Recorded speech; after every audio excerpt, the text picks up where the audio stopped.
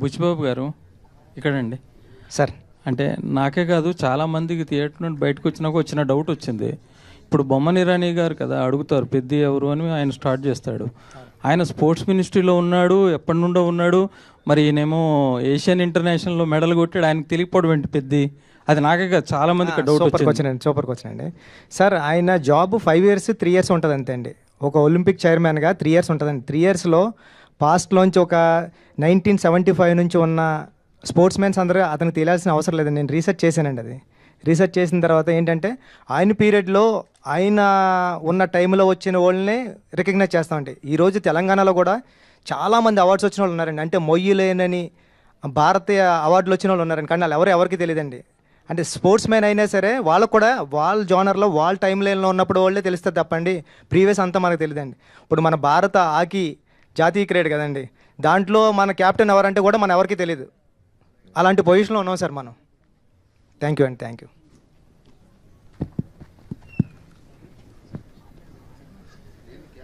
బుచ్చిబాబు గారు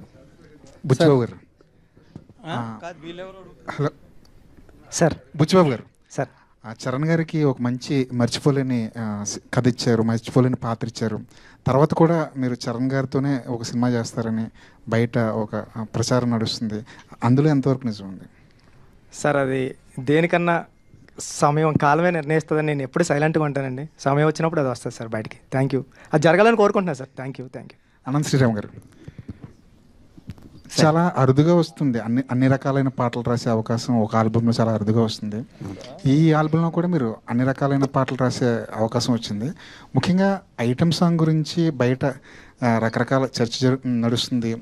ఐటమ్ పాటగా స్వీకరించిన వాళ్ళు దాన్ని ఎంజాయ్ చేస్తుంటే, ఇంకొంతమంది సాహిత్యం ఏంటి ఇలా ఉంది అని చెప్పి కొంత విమర్శ అయితే కనిపిస్తుంది సోషల్ మీడియాలో. దాని మీద మీ అభిప్రాయం ఏంటి? ఒకటి నేను అనుకునేది, ఐటమ్ పాటను ఐటమ్ సాంగ్లా ఆస్వాదించిన వాళ్ళు వాళ్ళకు ఒక స్పెషల్ ఐటమ్ రుచి చూపించినట్టు, ఐటమ్ సాంగ్ని ఐటమ్ సాంగ్ లాగా ఆస్వాదించిన వాళ్ళు వాళ్ళే ఐటమ్ గర్ల్ కింద లెక్క. ఇక ఆరోపణ అనేది నిర్దిష్టంగా ఉండాలి. మనకు వచ్చిన భావోద్వేగాన్ని ఏదో అరిసేయడానికో లేకపోతే ప్రత్యేకమైన ఎజెండాలు పెట్టుకుని మాట్లాడడానికో ఉంటే మనం దానికి సమాధానం చెప్పక్కర్లేదు. తాత్వికంగా ఆలోచించగలిగేవాళ్ళు, తార్కికంగా మాట్లాడగలిగేవాళ్ళు ఏ వాక్యం మీద ఏ ఆరోపణ నిర్దిష్టంగా చేసినా నిఖార్సైన సమాధానం ఇవ్వడానికి నిజాయితీగా సిద్ధంగా ఉన్నాను.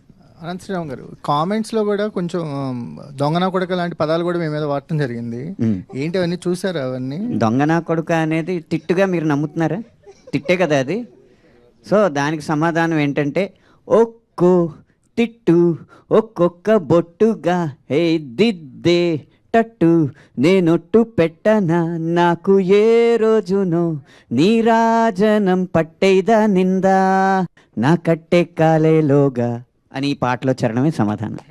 అనంత్ శ్రీరామ్ గారు, అదే ప్రత్యేక గీతాలు రాసినప్పుడు ఒక రచయితగా మీరు ఎలాంటి బౌండరీస్ నిర్దేశించుకుంటారు? ఎలాంటి బౌండరీస్ ఎలాంటి ఉండాలనుకుంటారు? రచయిత అనేవాడు అవ్వాలంటేనే వాడికి అవధులు ఉండకూడదు. ఏ గీతానికి ఏ అవధులు ఉండవు. ఆలోచన శక్తి ఒకటే అవధి, ఊహాశక్తి ఒకటే అవధి. బుచ్చిబాబు గారు, 2-3 రోజుల నుంచి అంటే కొన్ని ఎక్స్ట్రా సీన్స్ ఉన్నాయి, డిలీటెడ్ సీన్స్, అవి యాడ్ చేస్తారు థియేటర్కి కూడా అంటున్నారు, ఒక టాక్ ఉంది. అండ్ జగపతి గారు ఇంటర్వ్యూలో మాట్లాడుతూ నెట్ఫ్లిక్స్ ఎక్స్టెండెడ్ కట్లో ఇంకా చూడొచ్చు అంటున్నారు. సో ఏంటి, ఏది నిజం? థియేటర్కి ఏమైనా యాడ్ చేస్తున్నారా? రాజేష్, అది ఆల్రెడీ ఎడిట్ చేసాం, అయిపోయింది. ఈ బుధవారం నుంచి ఎప్పటి నుంచి యాడ్ అవుతుంది అదంతా. సో సీన్స్ అన్ని యాడ్ చేసాం. ఎన్ని సీన్లు యాడ్ చేసాం? ఒక 3 సీన్స్. దాంట్లో హీరోయిన్ 2 సీన్స్, ఇంకా జగపతి బాబు గారిది 1 సీన్. రౌండప్స్ అన్నీ ఉంటాయి. ఏదైతే జస్ట్ మిస్ అయ్యారో కొంచెం చిన్నవి అవన్నీ ఉంటాయి. సతీష్ గారు, సార్ సోషల్ మీడియాలో అంతా సినిమా చూస్తున్నారు, వీకెండ్లో ఫ్యామిలీస్ కూడా కదులుతున్నాయి. బట్ చాలామంది ఇంకా టికెట్ రేట్ తగ్గిస్తే ఇంకా ఫ్యామిలీస్ ఎక్కువ మంది చూస్తారు, ఫుట్ఫాల్స్ పెరుగుతాయి అంటున్నారు. సో ఇంకా తగ్గించే ఏమన్నా? ఈ రోజు నుంచి అన్నీ తగ్గిపోయినాయి, అందుకే ఈరోజు చాలా బ్రహ్మాండంగా ఉంది కలెక్షన్స్. ఈ రోజు నుంచి టికెట్ ప్రైజెస్ లేవు. సతీష్ గారు, సార్ ఇది 11వ రోజు ఈవేళ, ఆల్మోస్ట్ సెకండ్ వీకెండ్ కూడా అయిపోయినట్టు ఈవినింగ్తో. ఎన్ని ఏరియాలో ఆల్రెడీ బ్రేక్ ఈవెన్ ఉన్నారు, ఎన్ని ఏరియాలకి మనం జిఎస్టీ ఇవ్వాల్సి ఉంటుంది, ఎన్ని ఏరియాలకి హెల్ప్ చేయాల్సి ఉంటుంది? అన్ని బ్రేక్ ఈవెన్ అయిపోతాయి, జిఎస్టీ అవసరం లేకుండానే అయిపోతాయి అంటారు. చాలా వరకు అయిపోతాయి. ఏమన్నా ఇష్టం ఏమన్నా. ఓకే. సతీష్ గారు, తెలుగు రాష్ట్రాల్లో పెద్దకి మంచి కలెక్షన్లు వచ్చాయి, ఊహించిన దానికన్నా మంచి రిజల్ట్ వచ్చింది. కానీ నార్త్లోను ఓవర్సీస్లోను ఎందుకు డల్ అయింది అనుకుంటున్నారు? ఓవర్సీస్ కూడా ఓకే, బట్ అనుకున్నంత రాలా. ఓకే. దానికి అది కేస్ స్టడీయే. ఎందుకంటే అన్నీ కరెక్ట్గా ఉండి కూడా ఓవర్సీస్ అనుకున్నంత రాలేదు అంటే అది కొంచెం కేస్ స్టడీ. ఇప్పటి నుంచి అంతా ఇప్పుడు వరకు ఓ రకంగా ఉంటుంది, ఇప్పటి నుంచి ఓ రకంగా ఉంటుంది అన్నట్టుంది ఓవర్సీస్. నార్త్లో ఒక సినిమాని టక్కన పట్టుకుంటారు, ఒక్కో సినిమాని పట్టుకోరు. యాక్చువల్గా ఇది పట్టుకోవాల్సిన సినిమా అయినా మనమే మామూలుగా 40 ఎంత ఉంది. సో ఇంకా ఇంకో వీక్ ఉందని ఎదురు చూస్తుంది తప్పితే, ఎందుకంటే బ్రహ్మాండమైన cinema. So how it goes అనేది అర్థం కావట్లేదు. బుచ్చిబాబు గారు ఇక్కడ సార్, మీరు ఉప్పెన్లోనేమో ఒకటి, ఇక్కడేమో ఆల్రెడీ కాల్ అనేది ఉంది కదా. సో ఇప్పుడు దాన్ని బేసిక్గా రెండే ఆ సినిమాలకే ఆయువుపట్టు ఎమోషన్. బట్ ఇప్పుడు దాన్ని తీసుకుని చాలామంది సోషల్ మీడియాలో రకరకాలుగా అంటున్నారు కదా, నెక్స్ట్ ఏం కటింగ్ అని చెప్పి అందరూ అడుగుతున్నారు. సో నెక్స్ట్ అది అన్నిసార్లు సాధ్యం కాదు కదా సార్, అది జరుగుతుందేమో అంతే అండి. సినిమాలో 2 సినిమాలకి అలా కుదిరింది సార్, అన్నిసార్లు ఎలా చేస్తాం సార్. మరి నెక్స్ట్ చిరంజీవి గారితో అన్నారు కదా, ఏం చెప్పారు? లేదు సార్, సరదాగా ఇంటర్వ్యూలో జోక్స్ చేసాం అంతే సార్. అదే, థ్యాంక్ యూ సార్. సతీష్ గారు, ఇంకొక క్వశ్చన్ అండి సార్. ఇది మీరు ఈ సినిమా ముందు కూడా చాలా కొంచెం ఇబ్బంది పడ్డారు ఈ డిస్కషన్లో, పర్సంటేజ్ ఇష్యూలు అట్ల వల్ల. దాంట్లో భాగంగా ఈ సినిమాకి ఆల్మోస్ట్ 350 కోట్లు అయిందని చెప్పి బుచ్చిబాబు గారు కూడా అన్నట్టున్నారు ఈవెంట్లో, విజయవాడ ఈవెంట్లో. సార్, ఒక కొత్త ప్రొడ్యూసర్ కాకపోతే మీరు చార్నాల నుంచి ఇండస్ట్రీతో క్లోజ్గా ట్రావెల్ చేస్తున్నారు, ఇప్పుడు 2 పెద్ద సినిమాలు చేస్తున్నారు.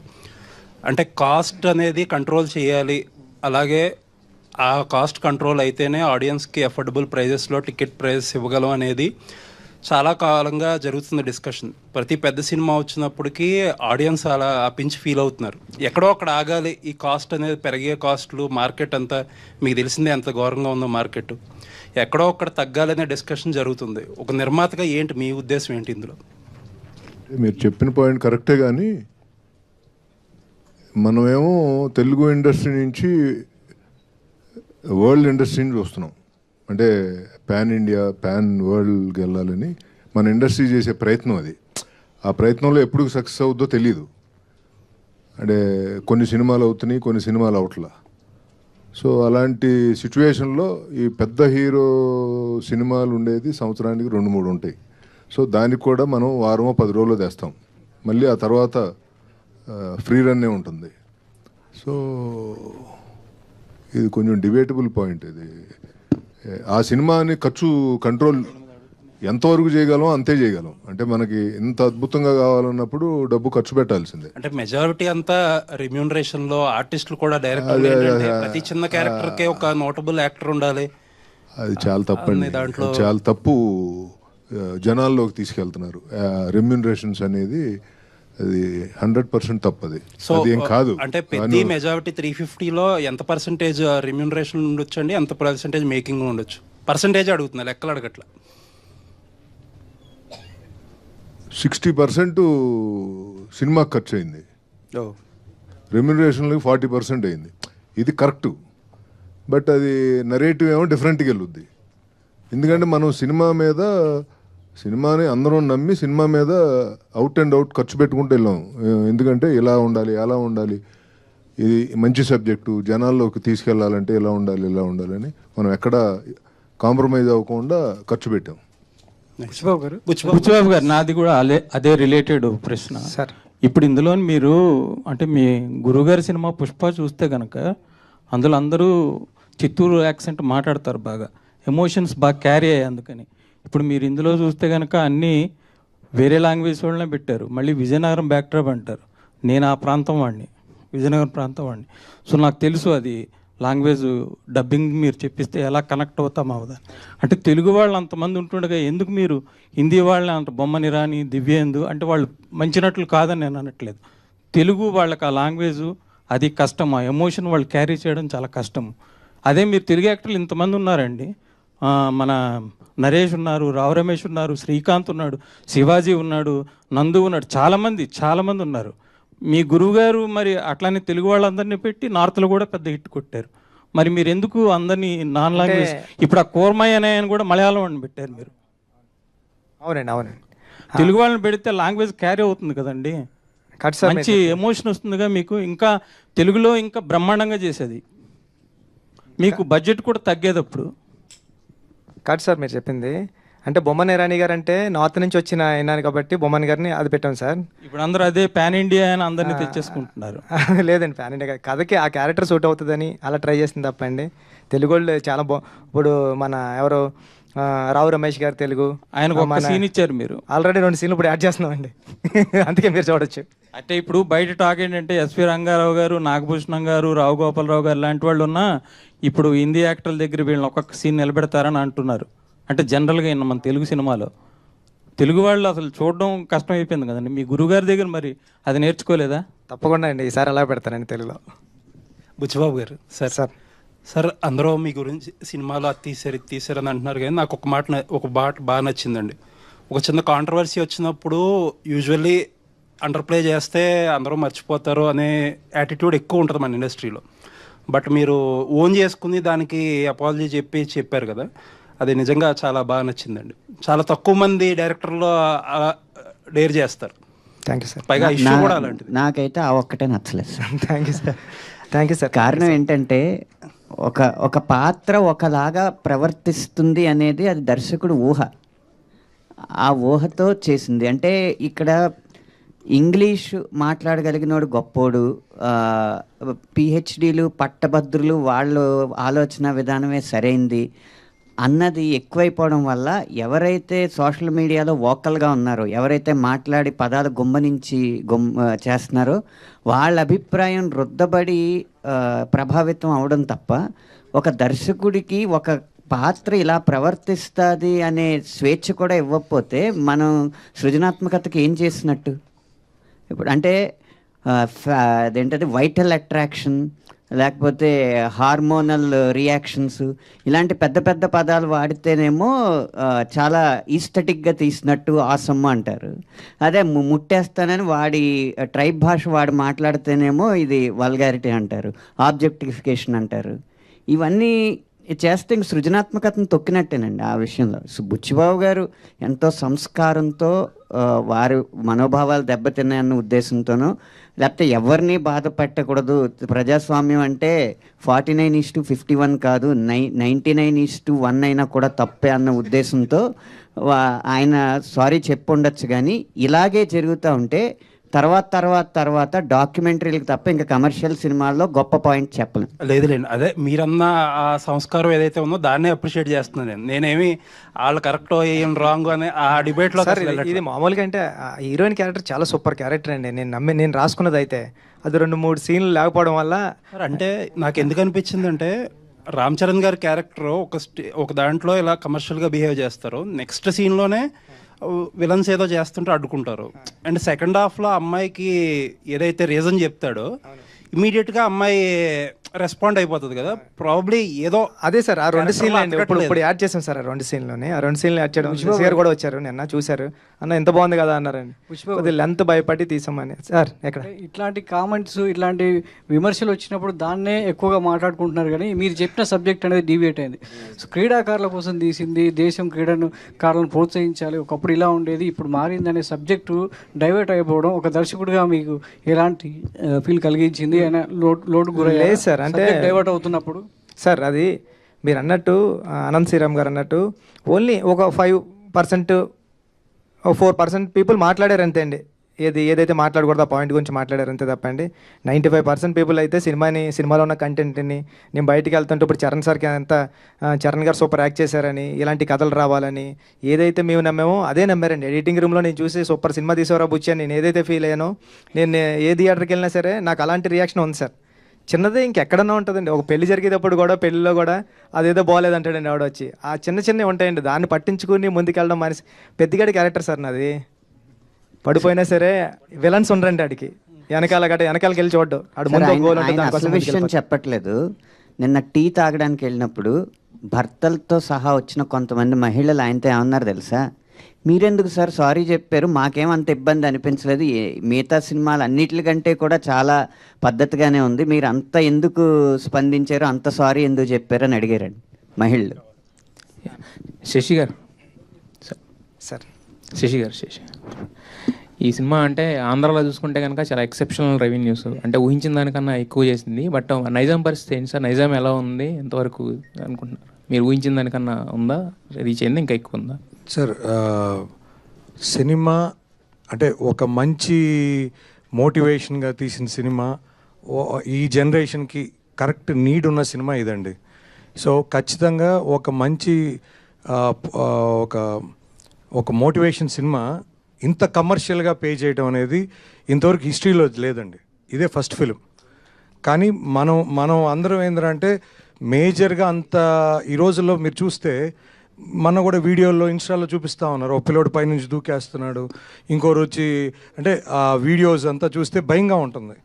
కానీ ఈ సినిమా ఏం చెప్పింది మెసేజ్, ఒరే నీకు లైఫ్లో కష్టం అనేది కంపల్సరీ వస్తుంది, దాన్ని నువ్వు ఎంత మెలకుగా దాన్ని ఓవర్కమ్ చేస్తావు అనేది జీవితం. ఇప్పుడు అందులో ఈ సినిమా ఏంటి, ఈ రోజుల్లో సెల్ఫిష్ తప్ప ఎవరు పక్క ఊరు గురించి పట్టించుకోవటం లేదు, పక్కింటోడి గురించి పట్టించుకోని రోజులు ఇవి. కానీ ఈ సినిమా ఏం చెప్పారు, ఒక ఊరి కోసం అతను నా ప్రేమించిన అమ్మాయిని వదిలేశాడు, అంటే ఆ ఊరి కోసం, అంటే కాలు తీసుకోవటం అనేది అది చిన్న విషయం కాదు సార్, అది ఎవరు చేయలేరు.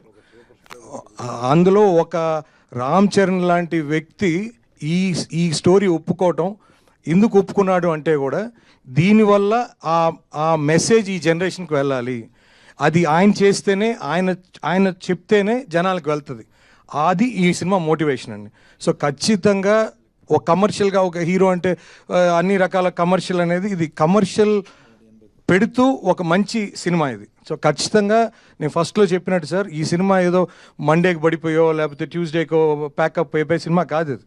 సో ఖచ్చితంగా ఫ్యామిలీసు సార్, ఈ రోజుల్లో ఎవరు కూడా డిప్రెషన్ ఉన్నారని పిల్లలు పోయి మదర్ ఫాదర్తో షేర్ చేయటంలే.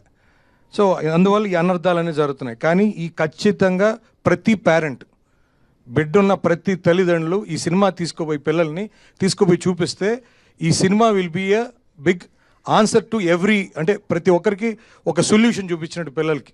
ఓ తల్లిదండ్రులు చెప్పలేంది ఈ సినిమా చెప్పొద్దు అనేది నా ఒపీనియన్ సార్. ఖచ్చితంగా ఫ్యామిలీసు, నేను చాలా మేనేజర్స్కి రిప్రజెంటేటివ్స్కి ఫోన్ చేస్తున్నాను సార్, సార్ ఏంటి సార్ ఈరోజు 80% ఉంది, ఈరోజు 70% ఉంది, ఏంటయ్యా ఎవరు వస్తున్నారు సార్? ఫ్యామిలీస్ సార్, ఒకటే గొడవ, వాళ్ళేమో 5 పిల్లోడిని తెస్తారు, మాకు టికెట్ లేదంటారు, అది 3 years వాళ్ళకే సార్ టికెట్ లేదు, మిగతా వాళ్ళకి అందరికి టికెటే కదా సార్, కాబట్టి ఈ గొడవ మాకు ఎక్కువ ఉంది థియేటర్ల కాడ అని ఒక మేనేజరు నాకు చెప్పడం జరిగింది సార్. సో అంటే పిల్లలు మీరు ఎక్కడ వీడియోస్ చూసినా సాంగ్స్కి కానీ ప్రతి దగ్గర పిల్లలు విపరీతంగా ఎంజాయ్ చేస్తున్నారు, అంటే ఆ పిల్లలు ఎక్కడ కల్ముషం లేదు. సో వాళ్ళు ఒక సినిమాగా వాళ్ళకి ఎంటర్టైన్మెంట్ కోసం వచ్చారు, ఎంటర్టైన్మెంట్ ఎంజాయ్ చేస్తారు. సో కాబట్టి పిల్లలు మెచ్చారంటే పిల్లలేగా సార్ దేవుళ్ళు. అయితే పిల్లలకి ఫ్రీగా పెడతానని చెప్పి ఆఫర్ ఇవ్వమండి సతీష్ గారిని. సార్ పిల్లలే సినిమాకి వచ్చేటప్పుడు మళ్ళా పిల్లలు ఫ్రీ సార్. బుచ్చిబాబు గారు క్వశ్చన్ సార్, బుచ్చిబాబు గారు ఒక్క నిమిషం. బుచ్చిబాబు గారు, అంటే చాలామంది ఏంటంటే ఇది మీ ఒరిజినల్ స్టోరీ, బట్ చాలామంది దీన్ని చందు ఛాంపియన్తో కంపేర్ చేస్తున్నారు. అది 2 years అయింది రిలీజ్ అయిపోయి, మీకు అప్పుడు ఆల్రెడీ పట్టాలు ఎక్కేసింది కదా, సో మరి దానితో కంపేర్ చేస్తున్న వాళ్ళకి దీనికి ఏం చెప్తారు? అదండి, ఇదే ఎవరు చేయలేదండి నాకు తెలిసి. అంటే సతీష్ గారు ఇక్కడ బుచ్చిబాబు గారు ఇలాంటి సినిమా ఇచ్చారు కదా, ఎంత మంచి సినిమా మీకు ఇచ్చారు మీ ప్రొడక్షన్ నుంచి, సో ఆయనతో సినిమా చేస్తారా, నెక్స్ట్ రామ్ చరణ్ గారితో సినిమా చేస్తారంటే ఏం చెప్తారు? ఇద్దరితో చేస్తాను చెప్తా. So thank you sir. Buchibabu garu sir, ఆ సినిమా చూసాక నేను 3 times చూసానండి. థ్యాంక్ యూ అండి. అంటే కొన్ని ఫ్లాస్ ఉన్నాయని సెకండ్ టైం వెళ్ళా, సెకండ్ టైం ఎమోషనల్గా కనెక్ట్ అయ్యా, థర్డ్ టైం పెద్దిగాడు మళ్ళీ తీసుకెళ్ళాడు. నాకు మెయిన్ డౌట్ ఏంటంటే కాటు కక్కర్లేనా కళ్ళు అని అందరూ ట్రోల్ చేస్తూ ఉన్నారు, కానీ కాళ్ళు ఇరిగిపోయిన పెద్ద నాకు లాస్ట్కి బయటకు వచ్చినప్పుడు కనిపించింది.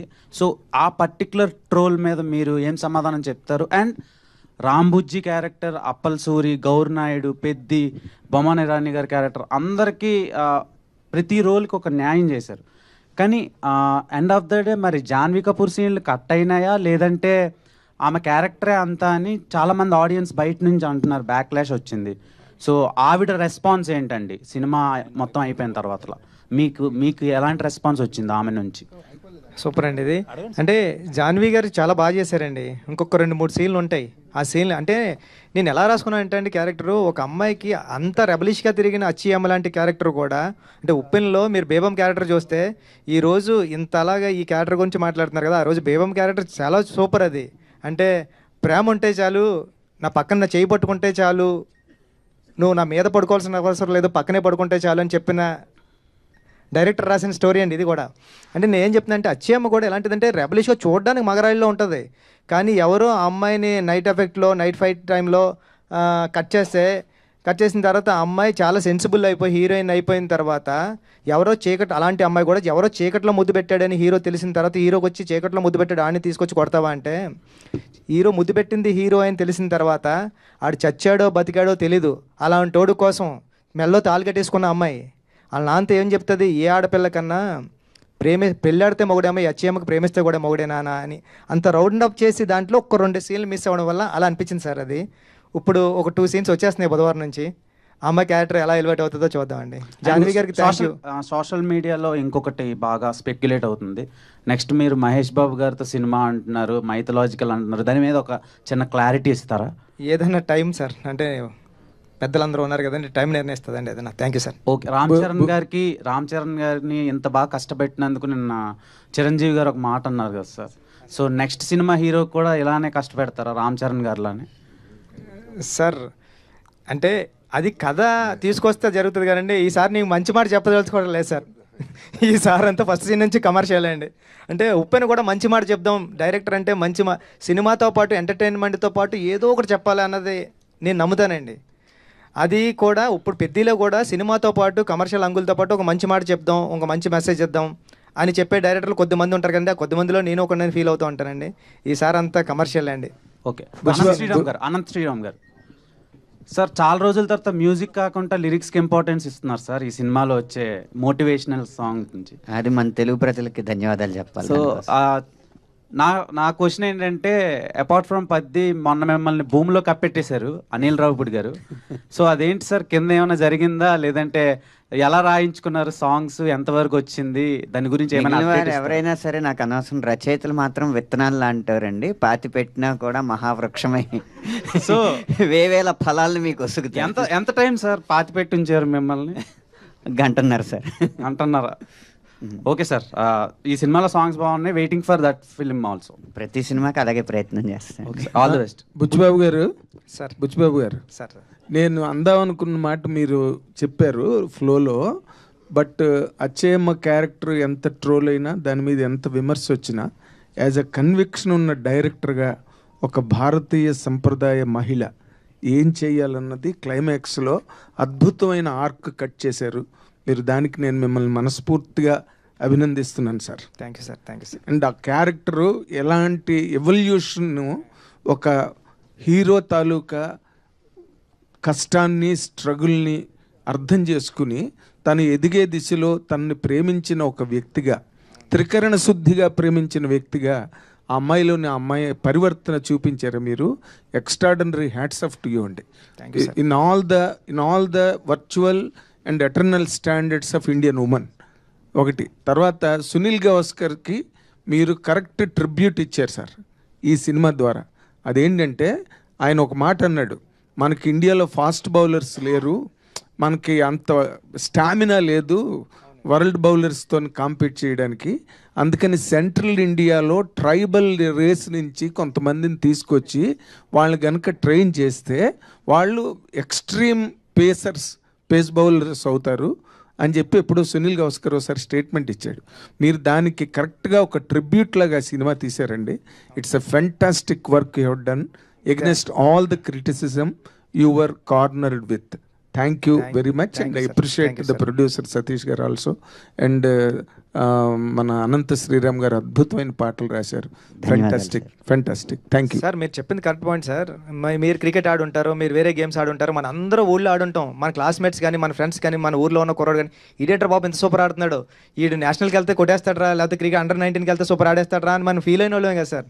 అలాంటి ఫీల్ అయిన వాళ్ళ దగ్గర నుంచి రాసుకునే కదే సార్ ఇది. అదే అండర్ ప్రివిలేజ్డ్. అయితే మీకు ఒక చిన్న ఇంట్రెస్టింగ్ క్వశ్చన్. మీరు నా ఇంటర్వ్యూలో మాట చెప్పారు ఏంటి, హీరోకి వాళ్ళు వెతుక్కుంటున్న లేకపోతే వాళ్ళు కోరుకుంటున్న క్యారెక్టర్ని చెప్తే ఈజీ అవుతుందండి, మనకి యాక్సెస్ ఈజీ అవుతుంది, అందుకని రామ్ చరణ్ గారు అనుకున్న క్యారెక్టర్ని నేను రాసి తీసుకెళ్ళానని చెప్పారు. అవును సార్. ఇప్పుడు తక్కువ హీరోలకి ఏమేమి కావాలో ఏమైనా కలెక్ట్ చేశారా data? Sir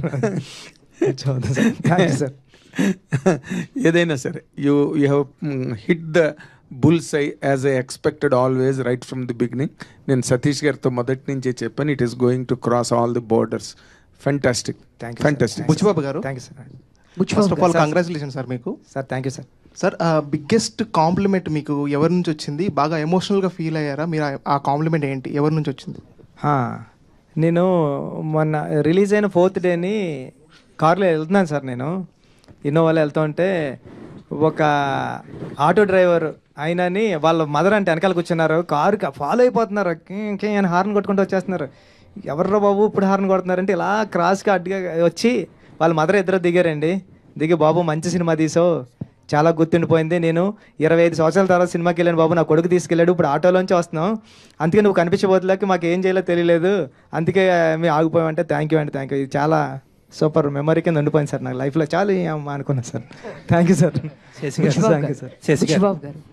Buchibabu garu madam sir, మీరు ఈ హీరో స్టోరీ ఇన్స్పిరేషన్కి మీరు చెప్పారు, మీ ఊర్లో ఎవరో పెద్ది అనే పర్సన్ ఉన్నారు, మేము క్రికెట్కి కూల్కి తీసుకెళ్ళి ఆడిచ్చేవాళ్ళం, మేము కూడా ఇలా చేసామని చెప్పారు. సో ఈ తర్వాత మీరు తనతో మాట్లాడడం జరిగిందా? తన స్టోరీనే ఇలా చేశారు కదా, తన రియాక్షన్ ఏంటి? ఈ మూవీ రిలీజ్ అయిన తర్వాత మాట్లాడారా తనతో? ఇంకా వెళ్ళలేదు మేడం, పిఠాపురం వెళ్ళాలి, పిఠాపురం ఉంటాడు. ఇప్పుడు తనకి గవర్నమెంట్ జాబ్ వచ్చింది మేడం. అంటే 10th క్లాస్ పాస్ అయ్యాడు. పాస్ అయిన తర్వాత స్పోర్ట్స్ కోటాలోనే జాబు ఆర్ఎస్ఏలో ఉంది. ఆర్ఎస్ఏ ఏదో జాబ్ వచ్చింది, వెళ్ళిన తర్వాత ఒకసారి కలవాలి మేడం. బుచ్చిబాబు గారు, ఒక చిన్న డౌట్ అండి నాకు. ఆ సినిమాలో జాన్వీ కపూర్తో ఫస్ట్ సీక్వెన్స్ అవుద్ది కదా, అదే కరెంట్ పోయిన తర్వాత కిస్ చేసే సీన్లో, అప్పుడు ఎలాగైనా ముట్టేయాలరా అంటాడు. అండ్ నెక్స్ట్ సెకండ్ హాఫ్లో వచ్చే సీన్ దగ్గర జాన్వీ కపూర్కి ఇది నేనే అని చెప్పినప్పుడు లవ్ అంటే నా దృష్టిలో ఇదే అంటాడు. సో దానివల్ల ఒక డైరెక్టర్గా మీకు బాగుండొచ్చు, కానీ రామ్ చరణ్ గారికి బయట చాలా బ్యాడ్గా కన్వే అవుతుంది. సో దాని మీద ఒపీనియన్ ఏంటి? అంటే ఒక యాక్టర్ నుంచి చాలా నేర్చుకుంటారు. ఇప్పుడు ఆయనలో ఫేవరెట్ క్రికెటర్ ఎవరంటే పెద్ది సార్ అంటాడు కదా. సో ఈ కిస్ సీన్ దగ్గర కూడా పెద్ది సార్ అన్నట్టు కన్వే అవుతూ ఉంటుంది. సో అలాంటి వాళ్ళకి మీరు ఏం చెప్తారు? అండ్ ఆ సీన్ గురించి నాకు కొంచెం ఇది అదే అండి, పెద్దిలో నేర్చుకోవాల్సింది మంచి కూడా ఉంది. అంటే ఈ ప్రపంచంలో మనకి తాతయ్యలు కానీ అమ్మమ్మలు కానీ చెప్పేవారు కదండి, మంచి చెడు 2 ఉంటే మనం మంచి తీసుకోవాలరా చెడు వదిలేరా అంటారు కదండి. ఈ జనరేషన్లో ప్రపంచంలో 2 లేవండి, ఒకటే ఉంది. దాన్ని నువ్వు మంచిగా కాలితే మంచిగా తీసుకో, చెడుగా కాలితే చెడుగా తీసుకో. సో అదే దీంట్లో ఏంటంటే రామ్ చరణ్ గారిలో జర్నీలో ఆ ఒక్క బిట్టు తప్ప తర్వాత ఇన్స్పిరేషన్ తర్వాత ఫ్లో అంత ఉంది కదా, ఆ మంచిని తీసుకుందాం అన్న. అంటే మళ్ళీ పుడతామా ఏంటి అంటారా? అవునండి, పుడతాం ఏంటి మళ్ళీ. సార్ ముద్దు కూడా ఈ జన్మలోనే పెట్టుకోవాలి కదండి, మళ్ళీ పుడతామా ఏంటి? శశి గారు ఒక మాట. శశి గారు, thank you Anand sir. Sir, పెద్ద సినిమా ముందు జరిగిన ఇష్యూస్ ఇవన్నీ ఉన్నాయి, మీకు తెలిసినవి అన్నీ చెప్పాల్సిన అవసరం లేదు. నేను సునీల్ గారిని ఒక ఇంటర్వ్యూ చేశాను. ఇంటర్వ్యూలో ఆయన అడిగా, మైత్రి సినిమాలు వచ్చినప్పుడే ఇవన్నీ ఏంటి డిస్టర్బెన్స్లు కావాలని చేస్తున్నారు అనేది అడిగా. ఆయన నన్ను బయాస్డ్, మీరు పెద్ద ప్రొడ్యూసర్లేదు, మీరు అడగట్లేదు, మైత్రి మమ్మల్ని శశి మమ్మల్ని ఇబ్బంది పెట్టేది మీరెందుకు అడగరు, ఆయన ఎందుకు అడగరు, మమ్మల్ని అడుగుతారు ఏంటి అని అంటున్నారు ఆయన. చెప్పండి సార్. సార్ ఇప్పుడే చెప్పారు కదా సార్, ఏమని? ఎవరు ఎలా తీసుకుంటే వాళ్ళు ఇష్టం. ఎలా తీసుకోవడం సార్? సార్ ఇక్కడ ఇబ్బంది పెట్టడం అంటూ ఏం ఉండదు సార్. ఒక సినిమా అనేది ఆయన డైరెక్ట్గా అన్నారు, శశి ఈగోకి పోయి సినిమాని కిల్ చేస్తున్నాడు, మా థియేటర్లు మంచి అయినా సరే ఇవ్వట్లేదు మాకు సినిమాలు, వాళ్ళ థియేటర్లోనే వేసుకుంటున్నాడు అని డైరెక్ట్ ఎలిగేషన్ చేశారు మీ మీద. సార్ ఇక్కడ ఒకటే సార్, ఏదైనా మన అందరం సినిమా తర్వాతే సార్. సినిమాని థియేటర్లను బట్టి సినిమా కాదు సార్, సినిమాని బట్టే థియేటర్లు. సో కాబట్టి సినిమా అనేది ఖచ్చితంగా దానికి ఎంత రిక్వైర్మెంట్ ఉంటుందో దాని ప్రకారమే ప్లాన్ చేస్తాం. ఒక్కొక్కసారి సినిమా ఒకసారి 4 థియేటర్లు వేయాల్సిన కాడ 3 వేయాల్సి వస్తుంది, 1 2 వేయాల్సి వస్తుంది, ఒకసారి 4 వేయాల్సి వస్తుంది. సో సిచ్యువేషన్ బట్టి ఆ సినిమా మూమెంట్ని బట్టి మనం ప్లాన్ చేసుకుంటూ పోతుంటాం సార్. ఈ ప్రాసెస్లో ఒకసారి బాధపడతారు, ఒకసారి ఆనందపడతారు. ఇది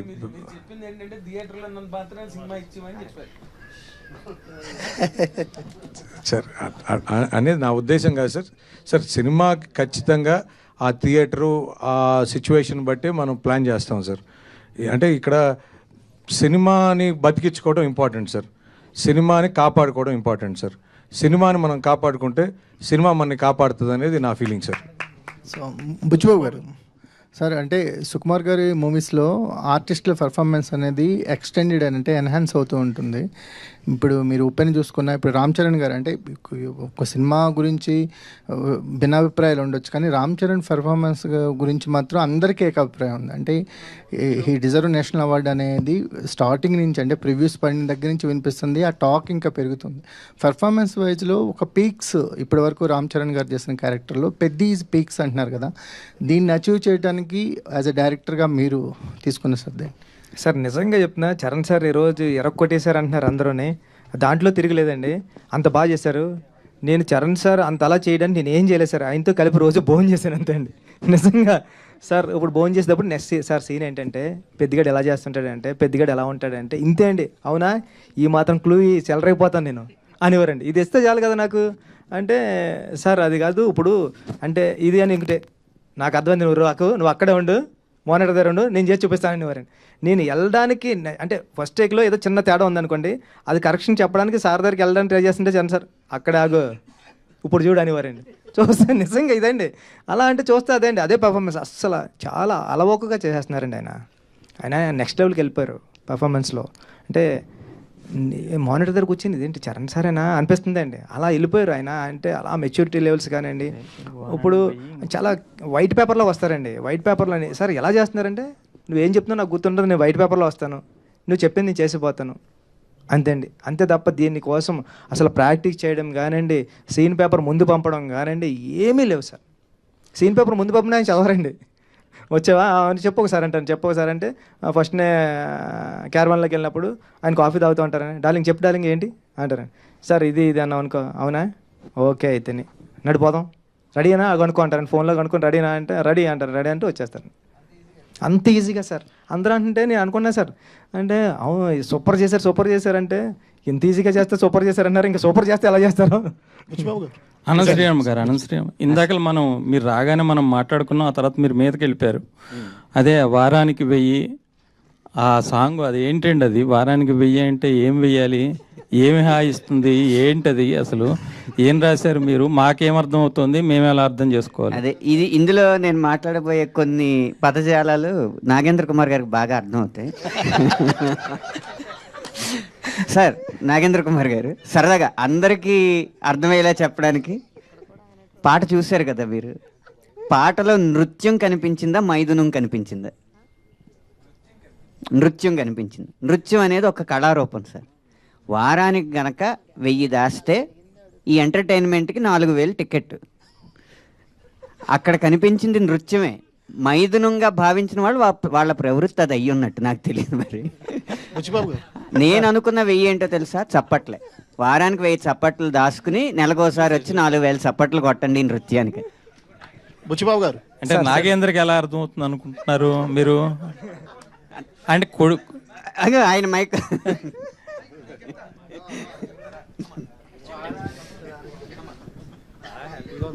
ఎందుకంటే అనంత శ్రీరామ్కి నాలో ఉండే తెలుగు పొటెన్షియల్ కానీ ఇంగ్లీష్ పొటెన్షియల్ కానీ బాగా తెలుసు అనంత శ్రీరామ్కి. అనంత్ రైటర్గా ఇండస్ట్రీలోకి వచ్చిన దగ్గర నుంచి నన్ను చూస్తున్నాడు కాబట్టి మా ఇద్దరికి ఆ వేవ్ లెంత్ ఉంది కాబట్టి ఆ మాట అన్నాడు. సరియా? బుచ్చిబాబు గారు సార్ ఇటండి. First of all sir congrats sir. Thank you sir, thank you so much. అప్పట్లో ఉప్పెన బుచ్చిబాబు గారు అన్నారు, ఇప్పుడు పెద్ది బుచ్చిబాబు గారు అని పేరు కూడా వచ్చింది sir. First of all teaser trailer launch అయినప్పుడు కొంచెం నెగిటివ్ టాక్ వచ్చిన, సినిమా రిలీజ్ అయిన తర్వాత అసలు ఎక్కడ నెగిటివ్ టాక్ లేదు సార్. ఎక్కడ అడిగినా ప్రతి ఒక్కళ్ళు ఎమోషన్ అయ్యి బయటకు వస్తున్నారు. రామ్ చరణ్ గారికి బిగ్గెస్ట్ హిట్, బుచ్చిబాబు గారికి బిగ్గెస్ట్ హిట్ అని చెప్పి. సార్ నేను సినిమా చూశాను సార్, 2 times చూశాను సార్. నాకు ఫస్ట్ హాఫ్ తర్వాత సెకండ్ హాఫ్లో అంటే సినిమా ఓవరాల్గా చాలా బాగుంది సార్. కానీ ఇందులో రామ్ చరణ్ గారి పైల్వాన్ అదే మన కుస్తీ పోటీలు చేసేటప్పుడు సార్ ఆయన బాడీ ట్రాన్స్ఫర్మేషన్ చేయడానికి 3 months 4 months పట్టిందంట. అంటే మీరు ఈ కష్టం చేయాల్సిందే, ఇది చేస్తేనే ఈ అవుట్పుట్ వస్తుంది అని చెప్పి మీరు చెప్పారా రామ్ చరణ్ గారితో? ఇది ఒక్కటేనండి. అంటే ఏంటంటే సార్ నేను ఇలా అనుకుంటున్నానని చెప్పాను అంతే సార్. ఇలా అనుకుంటున్నానని చెప్తే చరణ్ సార్ ఏమన్నారు, నువ్వు ఏమనుకుంటున్నావు నాకు ఒకసారి స్కెచ్ చేసి చూపిస్తావా అంటే, పట్నం రషీద్ గారు అని ఉన్నారండి, ఆయన నేషనల్ అవార్డు విన్నింగ్ వచ్చింది. భారతీయుడు సినిమా చూశారు కదా, పెద్ద భారతీయుడు గెటప్ ఆయనే చేశారండి, కమల్ హాసన్ గారిది. ఆయన తీసుకొచ్చి ఆయన స్కెచెస్ వేసి ఇచ్చారు, చరణ్ సార్కి పట్టుకెళ్ళి నేను ఇలా ఇచ్చాను అంతండి. నా అయితే నువ్వు ఈ షెడ్యూల్ ఎలా ప్లాన్ చేసుకో, ఇది ఇప్పుడు చేసుకో, ఇది ఇప్పుడు చేసుకో, ఇది ఇప్పుడు చేసుకో, నేను ట్రాన్స్ఫర్మేషన్ అయ్యి వస్తా అన్నారండి. అలా వచ్చారు సార్ సెట్కి. సార్ సినిమాలో రామ్ చరణ్ గారిని చూసి మీరు యాక్టింగ్ చేశారనుకుంటున్నారా, జీవించేశారనుకుంటున్నారా? సార్ ఇంకా అది జీవించడం మించండి అది. అంటే ఒక స్టార్ హీరో పెద్ద క్యారెక్టర్లు, ఇప్పుడు మన రజనీ సార్ ఉన్నారు సార్, రోబోలో చేసినప్పుడు రజనీ సార్ ఉంటారండి. కానీ స్టార్ హీరోని క్యారెక్టర్లో పెట్టడం అంటే చాలా కష్టంతో కూడుకున్న పని అండి. అది ఆ స్టార్ హీరోకి కష్టమే అండి, డైరెక్టర్కి కష్టమే అండి. కానీ ఈయన అలవోకగా వచ్చేసారండి. ఈరోజు మీరు చూస్తే సెకండ్ హాఫ్ అన్నారు చూసారా, సెకండ్ హాఫ్ చూస్తే పెద్ద కనపడతాడు కదండి, చరణ్ సార్ కనిపించారండి. అంత అలా దిగిపోయారంటే అది జీవించడాన్ని మించి అనాలేమో అండి అది. Thank you sir, thank you. Buchibabu garu ఇక్కడ దిస్ వే అయితే ఇండస్ట్రీకి చాలా రోజుల నుంచి ఒక హిట్ కోసం అని వెయిట్ చేస్తుంది. అలాంటి టైంలో పెద్ద వచ్చి ఒక మంచి సక్సెస్ని ఇచ్చినందుకు మీకు first of all thank you so much. అయితే మీరు మాకు ప్రింట్ అండ్ వెబ్లో మాట్లాడినప్పుడు చెప్పారు కొన్ని గాయాలైనవి, చిరంజీవి గారు ఏమనేస్తారా అని చెప్పానంటే వీడియో పంపించమని అన్నారు. పంపించమంటానికి మీరు వెళ్ళి కలిసి ఆయనతో మాట్లాడిన దానికి మీరు ఏం డిఫరెన్స్ చూసారంటే ఏం చెప్తారు? అండ్ నాకు తెలిసి ఈ సినిమాకి రామ్ చరణ్ గారు బ్లడ్ అండ్ సోల్ పెట్టేసి మరి వర్క్ చేశారు, అది అందరికీ కనిపిస్తుంది, అందరికీ కనెక్ట్ అయింది కూడా. దాని గురించి ఏం చెప్తారు సార్? అది నిజంగానండి, చరణ్ సార్ చాలా కష్టపడ్డారు. మన చిరంజీవి గారు కూడా ఏమనలేదండి, వెళ్ళి అంత కష్టపడ్డాడు కాబట్టి ఇంత పేరు వచ్చింది ఈరోజు, అందరూ చిరంజీవి అంటున్నారని నా ఇంటర్వ్యూలో చెప్పారండి. అది చాలా చాలా చాలా థ్యాంక్ యూ అండి. ఎందుకంటే అంటే అందరికీ విలేకరులు అందరికీ మీడియా అందరికీ కూడా థ్యాంక్ యూ అండి, థ్యాంక్ యూ సో మచ్. చాలా పాజిటివ్గా రాశారండి అందరూ కూడా. ఫస్ట్ టైం మన కథని నాకు నచ్చింది, అంటే నా సినిమా ఉప్పుని కన్నా చాలా బాగా రాశారండి. అందరికీ థ్యాంక్ యూ. పిఠాపురం నుంచి ఒక నాని అని టికెట్స్ ఇస్తూ ఉంటాడు మాట అండి, ఆయన ఫోన్ చేశాడండి. ఆయన ఫోన్ చేసి అన్నాడండి, సినిమా ఆయన ఐస్ క్రీమ్ అమ్ముతూ ఉంటాడు, ఇప్పటికే దాంట్లో ఏదో ఫుడ్ అమ్మేది ఉంది, 70 లక్షలు లాస్ వచ్చిందంటే ఇప్పటికి ఆయనకి, ఇంతకుముందు సినిమాలు అన్నట్ల నుంచి. సార్ ఈ సినిమా 4 వారాలు ఆడుతుంది, ఎవరేమనుకున్నా మీరు పడుకోండి అని ఒక టికెట్ కౌంటర్ దగ్గర టికెట్ చింపే అబ్బాయి చెప్పాడండి. సూపర్, 4 వారాలు ఆడుతుందని. థ్యాంక్ యూ అండి. సార్ ఈ సినిమాలో 3 స్పోర్ట్స్ ఉన్నాయి కదా సార్, ఒకటి కుస్తీ ఒకటి, క్రికెట్ ఒకటి అండ్ రన్నింగ్ ఒకటి కదా. ఈ సినిమాకి 3 హీరోలు అని అంటాను సార్ నేను. ఒకటి ఆదిత్య మీరు, ఇంకోటి బ్యూటిఫుల్గా పర్ఫామ్ చేసిన రామ్ చరణ్ గారు, ఇంకా అద్భుతమైన బ్యాక్గ్రౌండ్ స్కోర్ ఇచ్చిన రెహమాన్ గారు. మీరేమంటారు?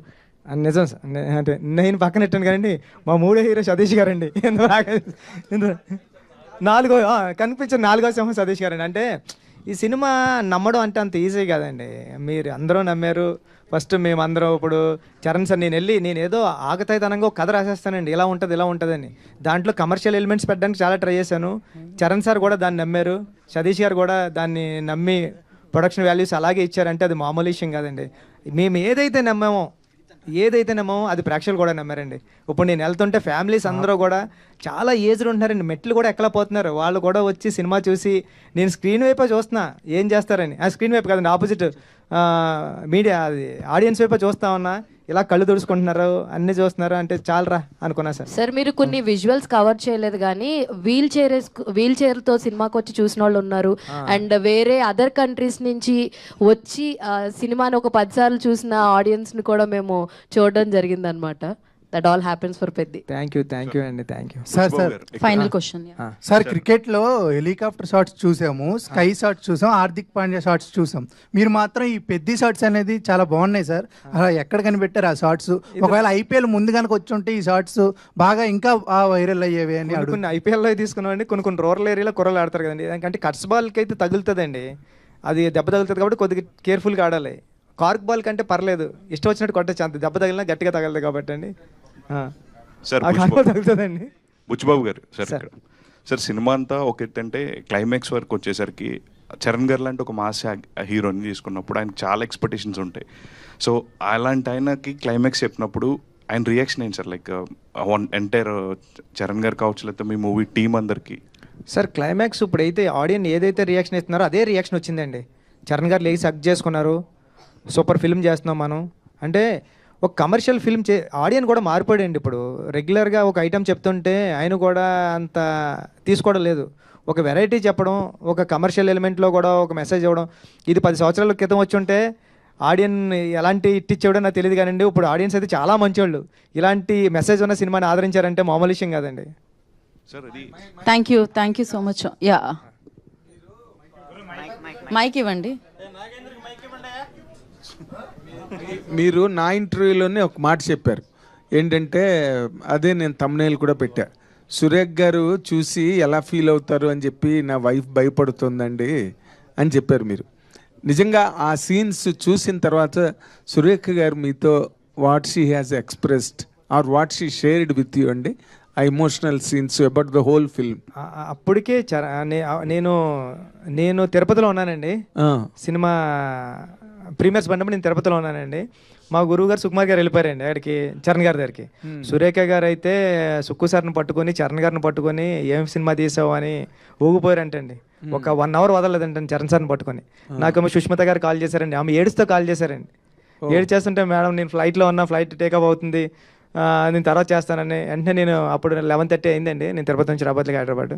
మేడం దగ్గరికి వెళ్ళాను, చాలా మంచి ఇలాంటి సినిమా తీసావు, చాలా థ్యాంక్ యూ అని చాలా బాగా చెప్పారండి. ఫెంటాస్టిక్. అయితే ఇందులో లాస్ట్ స్ట్రోక్ ఆఫ్ ఎప్రిసియేషన్ ఏంటంటే, అంటే ఇది ఎప్పుడో ఎక్కడో జరుగుతుంది స్క్రిప్ట్ పరంగా, కానీ మీరు పెద్ద క్యారెక్టర్కి రామ్ చరణ్ గారికి మధ్యలో ఉన్న గీతని చెరిపేసి 2 ఒకటి చేశారండి. That is your achievement in this film. Congratulation. Thank you sir. Thank you so much sir.